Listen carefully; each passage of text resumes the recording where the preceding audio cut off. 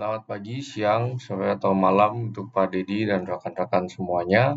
Pada video kali ini, kelompok kami yang beranggotakan saya, Sigi Manuel Steven, Gregorio Cilian, dan Martin Julian akan menyampaikan mengenai materi dari kelas metode optimasi, secara khusus adalah tugas 4, genetik algorithm. Yang akan kami bahas dalam video ini adalah yang pertama pengantar genetik algorithm yang di dalamnya berisi definisi, fungsi, dan kegunaan. Lalu ada tahapan penggunaan genetik algorithm. Kami juga akan menyampaikan contoh studi kasus dari penggunaan genetik algorithm, lalu implementasinya dan kelebihan serta keterbatasan dari metode tersebut. Genetik algorithm adalah metode pencarian heuristik adaptif yang diperkenalkan oleh John Holland pada tahun 1970-an, di mana metode ini merupakan algoritma pencarian probabilistik yang mengadopsi mekanisme seleksi alam dan genetika alami. Dalam prosesnya, genetik algorithm dimulai dengan sekumpulan solusi yang disebut dengan populasi, yang setiap solusi tersebut dinamakan dengan nama kromosom. Setiap kromosom ini mewakili sebuah solusi yang potensial dari masalah yang ingin dipecahkan. Kemudian melalui proses evaluasi kecocokan dan operasi seperti seleksi, crossover, dan mutasi, nantinya akan dihasilkan solusi yang lebih baik dalam setiap iterasinya. Fungsi utama dari genetik algorithm adalah untuk menemukan solusi yang optimal atau mendekati optimal untuk masalah pencarian atau optimasi yang kompleks. Berbeda dengan metode pencarian lainnya seperti simulated annealing atau hill climbing, genetik algorithm ini menggunakan metode pencarian global yang didasarkan pada prinsip seleksi alam, di mana hal ini memungkinkan eksplorasi yang lebih luas terhadap ruang solusi, sehingga genetik algorithm ini lebih efektif untuk masalah yang tidak memiliki solusi jelas atau efisien yang sudah ditentukan sebelumnya. Genetik algorithm memiliki berbagai kegunaan untuk menyelesaikan masalah, antara lain untuk masalah optimasi sebagai contoh, seperti masalah penjadwalan, pencarian jalur terpendek, dan berbagai masalah optimasi lainnya.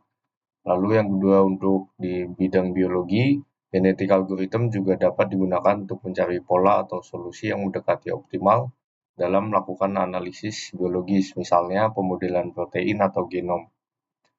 Lalu pemrograman genetik juga dapat menggunakan genetik algorithm untuk mengembangkan expression tree atau algoritma yang dapat memetakan data ke hasil yang diinginkan. Kemudian genetik algorithm juga dapat digunakan untuk modeling sistem dengan ketidakpastian, yaitu untuk memodelkan sistem yang melibatkan elemen acak seperti pasar saham atau simulasi kompleks lainnya. Kemudian masalah dengan banyak variabel juga dapat dipecahkan menggunakan genetik algorithm, misalnya masalah yang melibatkan banyak variabel yang tidak diketahui, misalnya 10 hingga 20 variabel, sehingga genetik algorithm dapat memberikan solusi alternatif untuk memberikan pola atau hubungan yang sulit dicari dengan metode konvensional. Tahapan penggunaan genetik algorithm yang pertama adalah inisialisasi.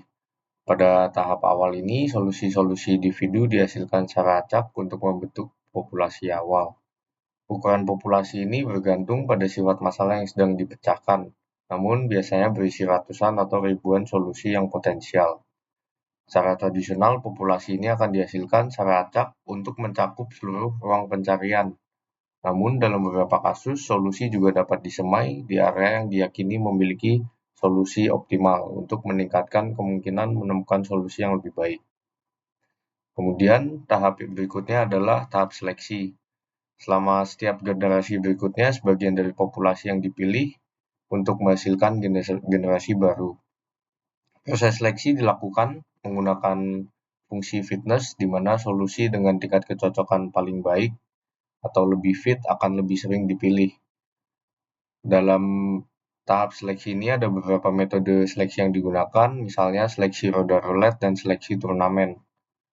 Beberapa fungsi seleksi bersifat stokastik dan dirancang agar hanya sebagian kecil dari solusi yang kurang fit tetap terpilih. Keragaman ini sangat penting agar algoritma tidak terjebak pada solusi yang suboptimal terlalu cepat. Tahap berikutnya adalah tahap reproduksi, yaitu setelah dilakukan seleksi, langkah berikutnya adalah menghasilkan populasi generasi kedua menggunakan operasi genetik seperti crossover dan mutasi. Crossover adalah proses penyilangan dua induk solusi terpilih yang akan menghasilkan solusi anak yang mewarisi sifat-sifat dari kedua induknya. Kemudian setelah crossover, mutasi terjadi, yaitu beberapa solusi anak dapat dimutasi secara acak untuk menjaga keragaman dalam populasi dan mengeksplorasi solusi baru.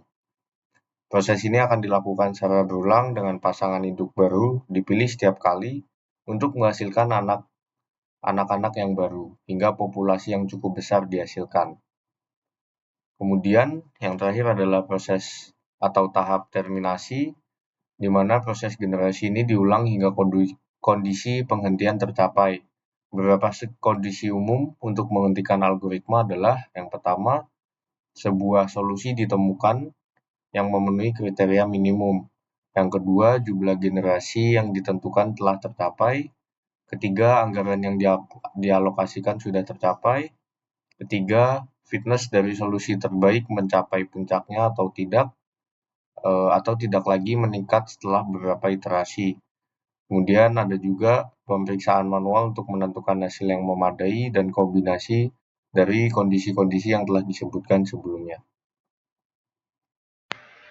Berikutnya dilanjutkan kepada bagian studi kasus dari genetic algorithm. Studi kasus ini diambil dari sebuah jurnal terbitan Elsevier Computer Industrial Engineering yang berjudul A Genetic Algorithm Based Approach to Vehicle Routing Problem with Simultaneous Pickup and Deliveries, di mana jurnal ini terbitkan tahun 2012 oleh Tansan dan Gen. Jadi secara garis besar di studi kasus ini tuh membahas terkait dengan VRP atau Vehicle Routing Problem dengan menggunakan pendekatan genetika algoritma. Nah, di mana terdapat permasalahan rute kendaraan yang mengharuskan suatu kendaraan itu melakukan pendistribusian atau pengiriman barang, tetapi juga mereka melakukan pengambilan barang secara bersamaan. Maka dari itu dimanfaatkan genetik algoritma untuk dilakukan efisiensi rute guna mengurangi biaya transportasi. Dalam penelitian ini, mereka memanfaatkan beberapa data input seperti data lokasi yang diperlukan untuk jumlah node, kemudian demand pengiriman dan juga penjemputan, serta kapasitas dari setiap kendaraan yang mereka gunakan. Kemudian output yang diharapkan adalah solusi terbaik yang memiliki rute dengan jarak tempuh total terpendek untuk melayani node pelanggan dengan pengiriman dan penjemputan secara bersamaan.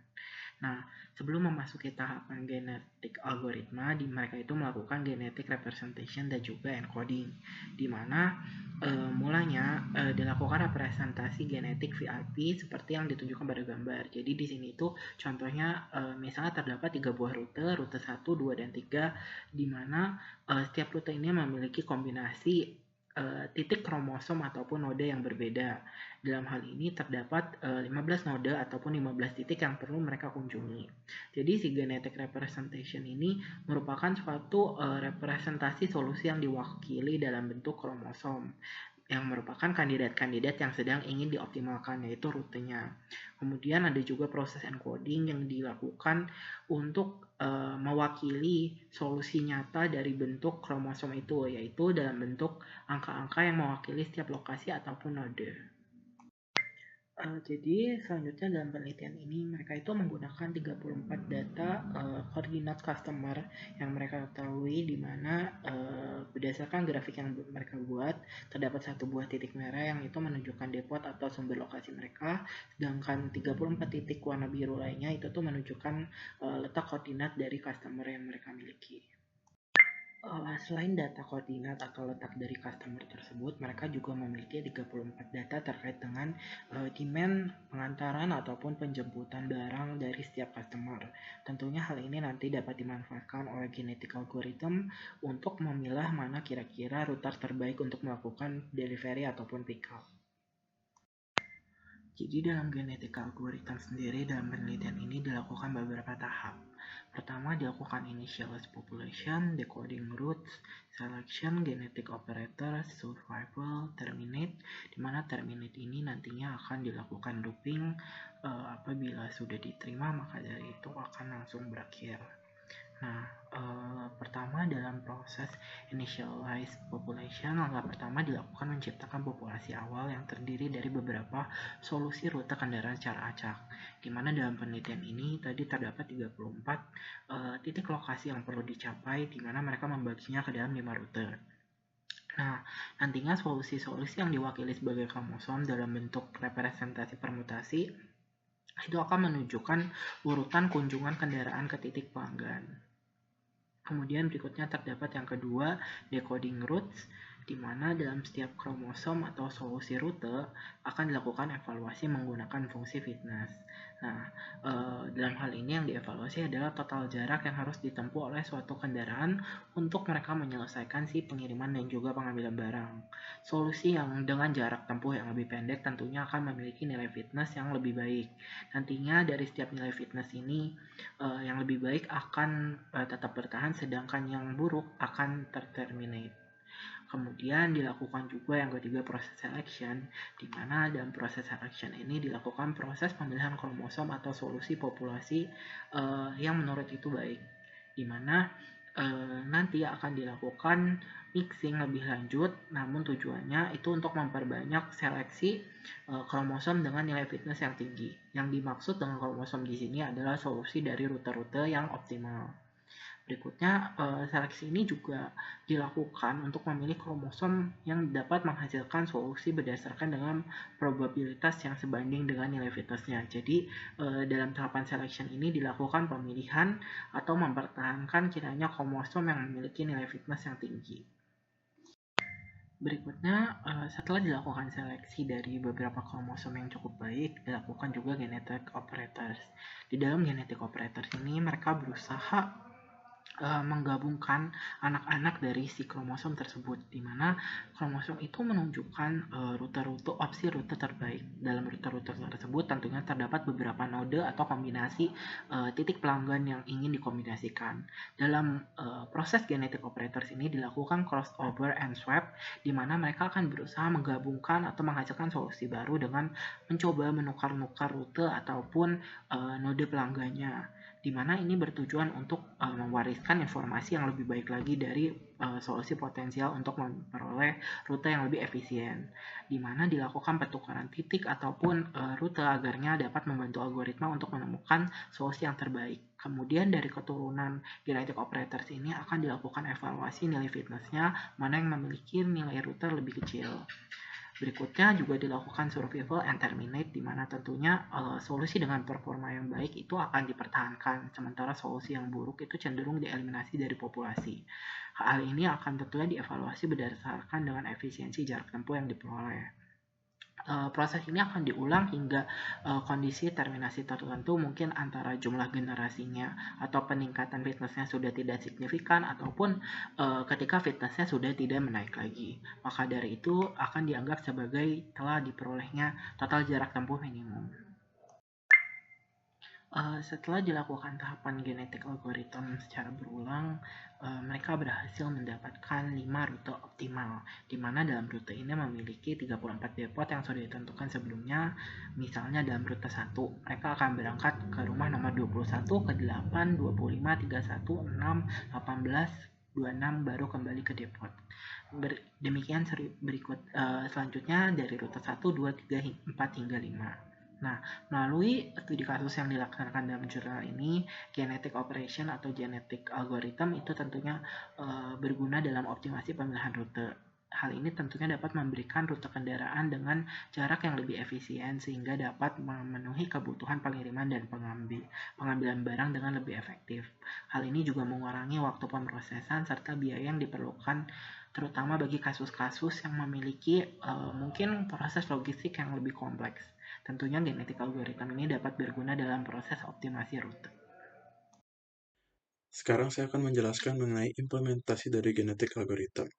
Genetik algoritma sendiri memiliki peluang untuk digunakan pada berbagai bidang dan cukup luas.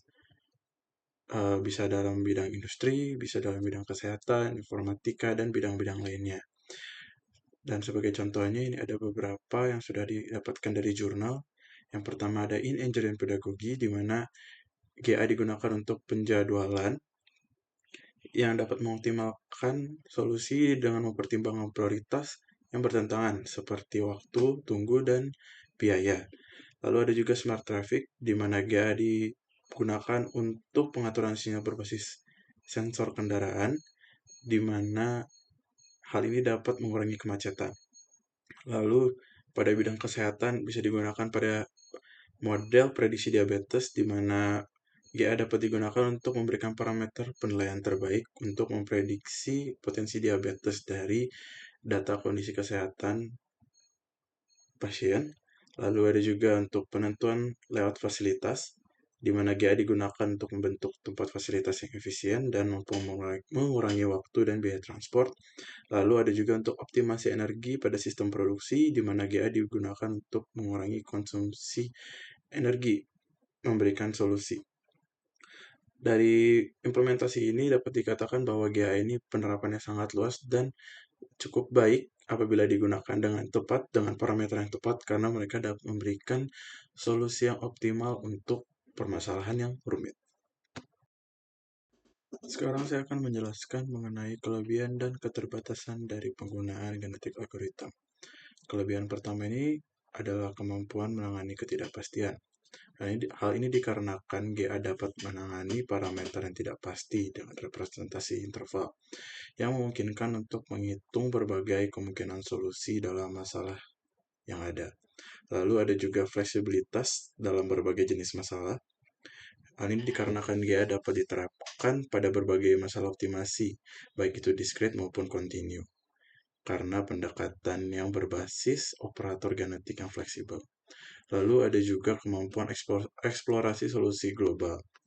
Ini dikarenakan GA itu memberi ruang solusi yang besar, dan memungkinkan pencarian solusi yang efektif daripada metode yang lainnya. Di balik kelebihan itu ada juga keterbatasan dari penggunaan GA. Salah satunya adalah biaya komputasi tinggi, karena GA bekerja dengan populasi yang besar dan memerlukan banyak iterasi untuk mendapatkan solusi yang optimal. Lalu ada juga konvergensi prematur. Ini akan terjadi kalau tingkat mutasi yang terlalu rendah, sehingga algoritma dapat kehilangan keragaman dan mengalami stagnasi. Lalu yang terakhir ada ketergantungan pada parameter. Hal ini dikarenakan GA sangat sensitif terhadap pengaturan parameter seperti ukuran populasi, tingkat crossover, tingkat mutasi, dan lainnya. Dan ketika pengaturan ini tidak tepat, hal ini dapat menurunkan kinerja dari algoritma tersebut. Itu adalah kelebihan dan keterbatasan dari genetik algoritma. Berikut ini merupakan tabel kontribusi dari pengerjaan tugas ini. Sekian presentasi dari kelompok kami ucapkan terima kasih.